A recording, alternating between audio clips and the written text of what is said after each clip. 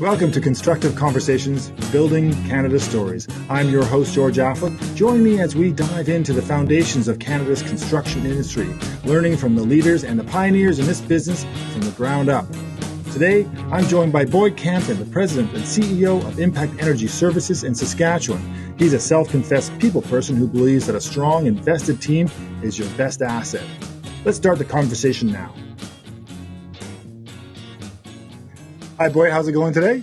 Yeah, doing well, George. Doing well. Weather's great outside, so happy spirits around here. It's been a cool winter over there? Yeah, it has been. We had a cold spell, and I think it only lasted about 2 weeks, but made me realize that maybe I don't love winter. Maybe. Well, you're living in a place that's not going to change. Yeah, absolutely. So, hey, I had a chance. I looked at your website and I watched some of your videos and stuff. You guys are really passionate. Your whole business and the whole focus of your company really is focused on the people and the passion. Tell me what, just I guess to start off, just tell me what Impact Energy does and why you do it. Yeah, so Impact Energy started in 2010, just myself and my business partner, Tyler Gilchrist. What we do is we're electrical, instrumentation, plumbing, and heating contractors. We have 3 locations across Saskatchewan, Rosetown, Kindersley, and then Saskatoon. We work in a broad range of sectors, right from residential, commercial, to industrial, lots of oil and gas.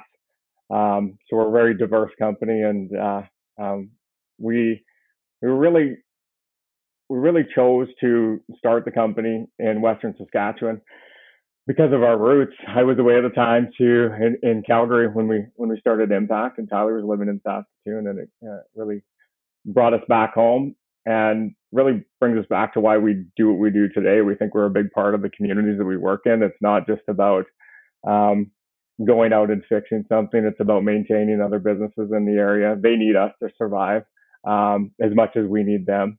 And then on top of that, it's just great to be able to be members of the community. I mean, our employees, they aren't just employees to the community. They're hockey coaches. They're part of local associations, and that's a big piece to us. We don't like bringing in employees for, let's say, a project and then laying employees off. Typically, our employees are here long term. We celebrated our 10th year anniversary of one of our employees recently, so that's we're proud of those accomplishments. It's a big thing. We have this barbecue that we pull around, and we like this barbecue because it brings in community together, and nice to bring that to lots of community events or job sites as well. Just a big piece around being involved in the community. The community that you actually manage or work within, how far out does it go for your guys that work with you, the women and men that work with you? How far is your reach as a company? Our daily reach, so our main headquarters are in Rosetown, Saskatchewan. We do have an operations center in Kindersley and then more of a business unit in Saskatoon. But so we're about, on a daily basis, we're about 150 kilometers from each Rosetown and Saskatoon. Crossing, with Kindersley, we're crossing over the Alberta border daily as well too. So we service a broad range for sure, like about 150 kilometers, I would say. And you're commercial and residential and sort of industrial, and so how does that mix work? It's unusual because usually HVAC and those kind of you're one or the other. It's unusual to do both because, of course, it's different. It's a different kind of relationship with the customer when it's B2B and B2C. It is, and there's definitely been times in our business where we definitely thought maybe we were doing a few too many things and maybe servicing a few too many sectors. But I think when you really look back on it, we've become leaders in these sectors, and this starts by starting out in a rural community. So a rural Saskatchewan community, you have to kind of do everything, right, as it comes across. Right. You don't have to, but I mean, you don't like seeing maybe outside companies coming in and maybe taking that revenue away outside of the community, where we think if we're executing inside the community, we're moving people in, those people are buying groceries at our stores, they're playing hockey at our rinks, and so you don't like you like to keep that work local. So when stuff comes along, one of our core values is be fearless, and I think that's really what has what's probably led in in our mission of maintaining this diverse range of work for sure. But yeah, it's been a struggle. It's been a struggle to do that many different things. But in the end, we're very happy that we do that many things. Do the teams operate almost independently of each other? Like you have a team for residential and a team for commercial, and they kind of operate and their best practices, the style they work, or is it just does everybody mix and match? Yeah, so we do have three main teams. So we have our service and maintenance team, which includes electrical and our plumbing and heating. And then we have our oil and gas team that's somewhat separated from everything else. And then we also have our projects team. So separated into three groups, three different managers managing each one. So it's kind of like they've turned into each business unit where these leaders can just focus on that segment of business. And in that service and maintenance business, we do definitely have that crossover from B2C and B2B customers. But for the most part, even our B2C customers, we're still working for that owner. We're still working for, typically we're still working for an owner. So it's all relationships at the end of the day. 2010 you launched, right? You started the company? Yeah, September of 2010 we started. That's impressive. That's pretty cool. In 11 years, you've gone, into quite a massive, not only geography, but, staff. And, how did you see that? How did that exponential growth happen? Is it because of that grassroots kind of style? You think that really just word of mouth and just gave you a good sort of focus, or, what is it that grew the company so quickly? Yeah, I can't say enough about, first of all, I was born and raised in Western Saskatchewan, in between Roseton and Kinnersley, so that definitely helps knowing a lot of people. But I think your work stands the test of time, and when your customers are raving fans, it really grows the business. We never really spent any money on marketing for about the first 7 years of our business. It wasn't even something that really crossed our mind, really, was spending money on marketing. Just because our business was growing exponentially just based on reputation. You also have the economic downturns, which then has realized that maybe we need to respend here, reinvest. But first 7 years of our business, I'd say, was all just referral business. At the start, when we started our business, I remember it was like the first year, and we didn't do a ton of work in the first year, and we just couldn't realize where people didn't know that Impact Energy was started up in town. Like, we had a spot on the highway, we didn't do a lot of marketing back then. So when we talk about growth, I think that I wouldn't say we had this crystal clear vision of what we wanted to do. It was just like our work speaking for itself. Definitely being a community member was a big piece, and it just grew like that. You touched on the challenges over the last decade. There's been what do you think what has been the biggest challenge that you face in that 10 years, 11 years of business? Yeah, there has been a lot of challenges. You get into some economic downturns. Definitely when we get into those economic downturns, we feel like, since we're not operating in a large center, we have a big tie to our employees. So when we're bringing employees to potentially move to Rosetown, move to Kinnersley, we're moving not an employee, we're moving a family.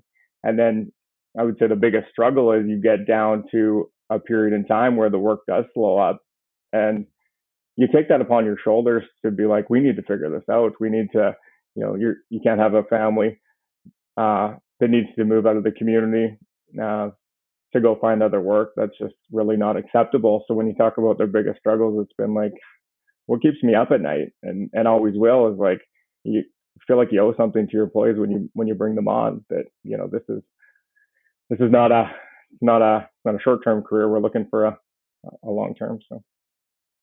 And of course, if you've been in business long enough and around the block enough, that downturns come back, and finding those great staff is never, to get those golden staff, and some staff being there pretty much since the beginning, to rehire is always brutal. So yeah. That's, especially if you're in a remote areas or wherever you might be working.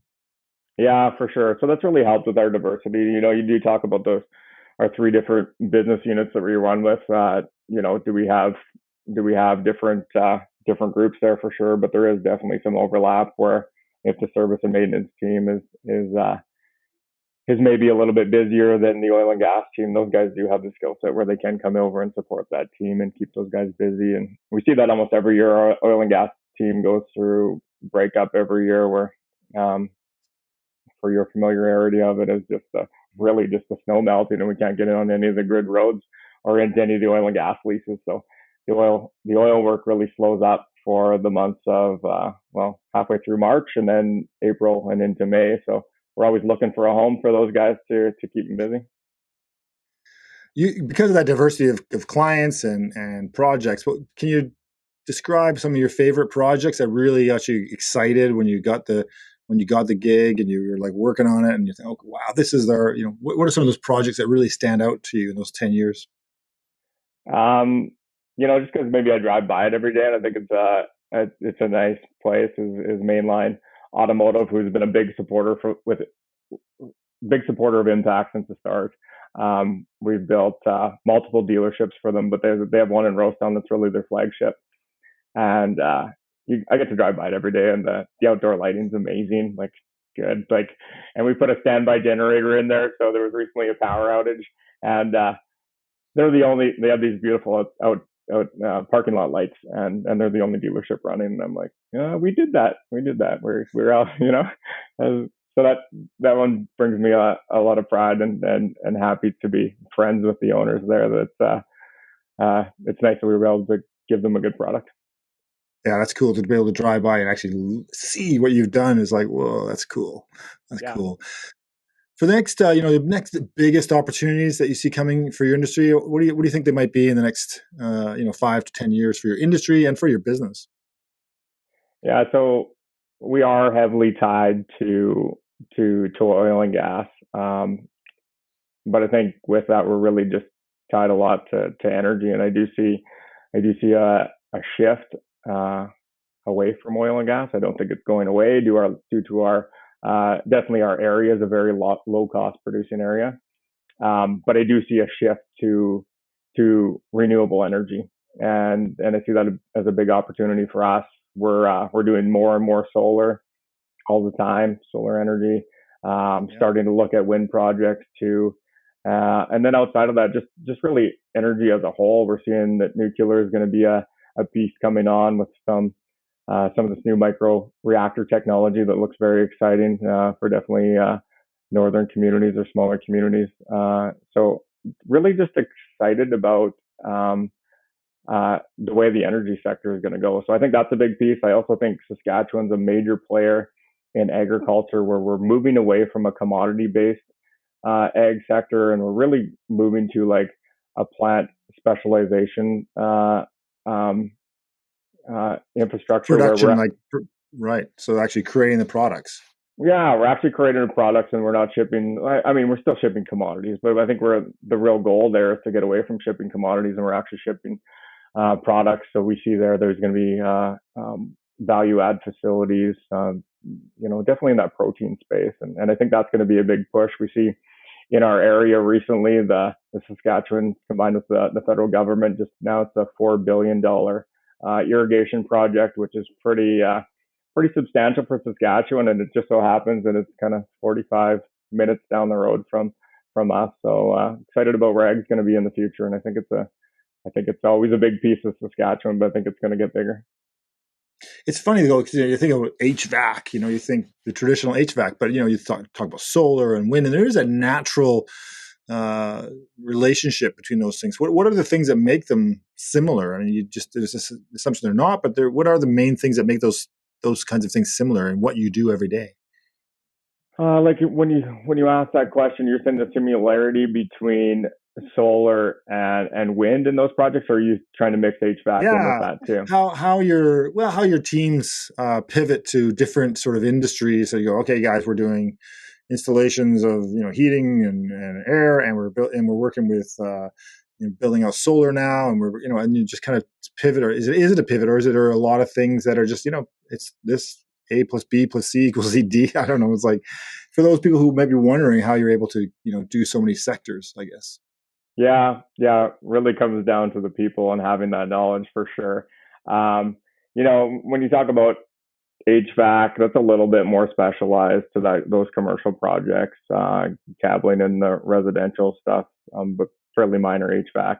But when you get into electrical and talking about these renewable energy projects like solar and wind, etc., that a big piece of this is just the power side of things. So there's what we do is you're kind of doing a little bit of a repetitive thing where you're taking electricity, you're bringing it into a distribution point, and then you're distributing off of there, and you're just picking up specialty loads out in the field or specialty items, and be that a windmill, be it a solar panel. Yes, there's a few different code changes in there, but it's not a diverse, or I shouldn't say not diverse. It's not a great leap at the end of the day going from one project to the next. There are definitely advantages to sticking with one, yeah.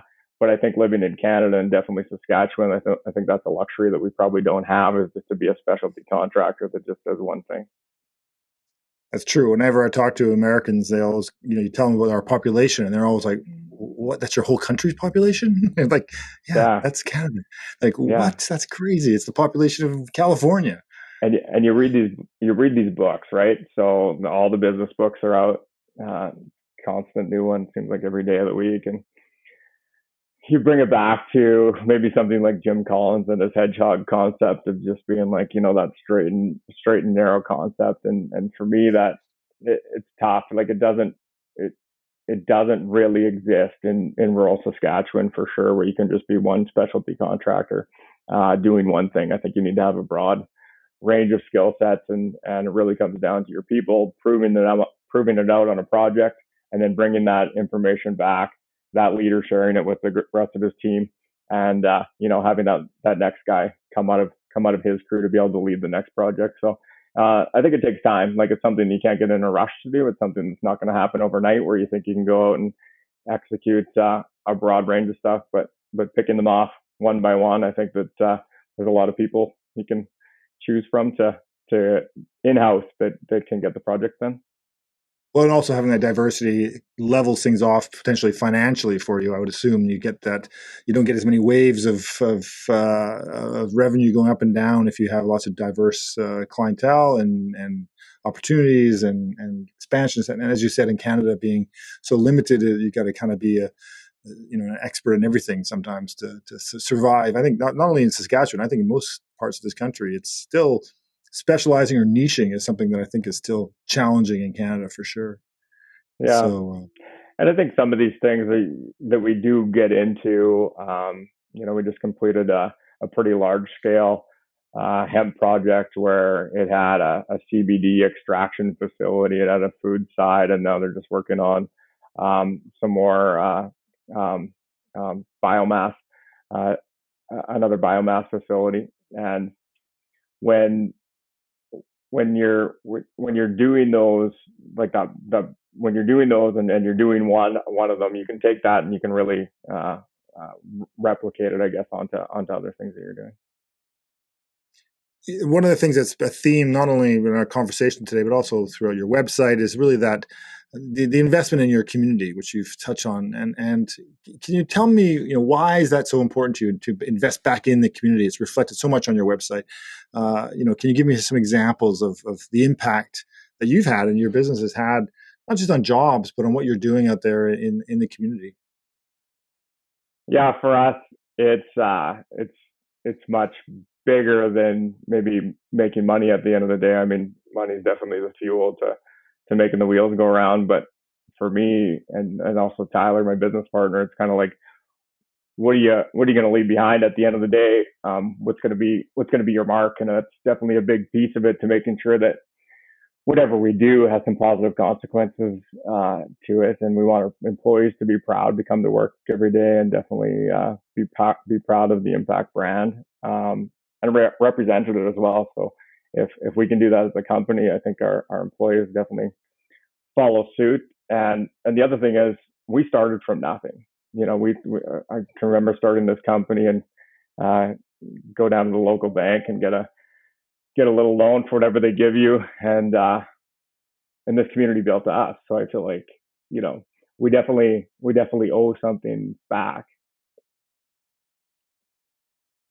It's amazing. I mean, growth, community, success, and weathering the storms, the literal storms, and the economic storms. It's inspiring, and I really appreciate you taking time today, Boyd. Yeah, you bet. Thanks talking to you, George. Thanks.